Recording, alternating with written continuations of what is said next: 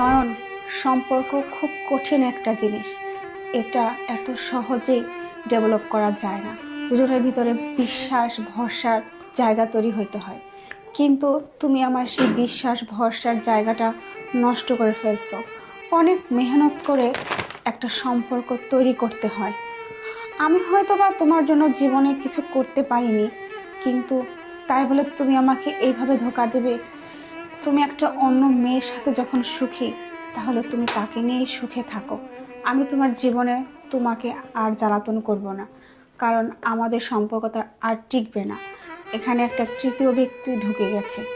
শোনো নয়ন, আমি তোমার কাছ থেকে চলে যাচ্ছি, আর তোমার দেওয়া শেষ স্মৃতি এই চেনটা তোমাকে দিয়ে গেলাম। তুমি ভালো থেকো, সুখে থেকো।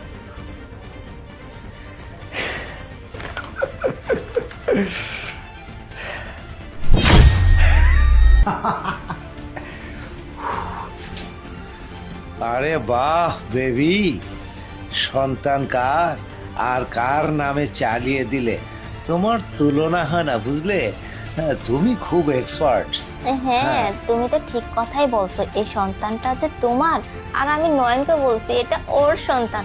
ওর এবার যত কিছু আছে না, আমি সব হাতিয়ে নিব, তুমি কোনো চিন্তা করো না।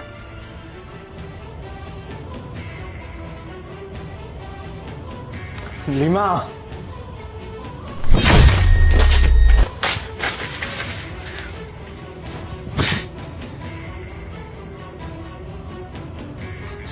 নয়ন, নয়ন,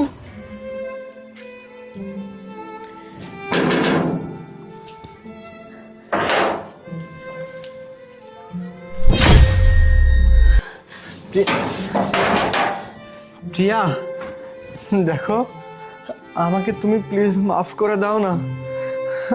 যা হওয়ার তা হয়ে গেছে, আমি আমার ভুলটা বুঝতে পারছি। প্লিজ তুমি আমাকে ক্ষমা করে দাও। আমি কথা দিচ্ছি, আমি কোনো দিন আর তোমাকে ছেড়ে কখনো কোনো দিনও যাব না। প্লিজ আমাকে মাফ করে দাও। দেখো নয়ন, সম্পর্কটা না একটা কাচের মতো, যেটা ভেঙে গেলে কখনোই আর জোড়া লাগানো যায় না। আর যদিও বা জোড়া লাগানো যায়, সেই ফাটা দাগটা থেকেই যায়, তা কখনো ঠিক হয় না। আর একটা মেয়ে সব কিছু পারে, কিন্তু তার স্বামীর ভাগ কাউকে দিতে পারে না। তাই আমিও পারবো না, আমি তোমার সাথে একসাথে থাকবো না। তুমি চলে যাও এখান থেকে, চলে যাও তুমি।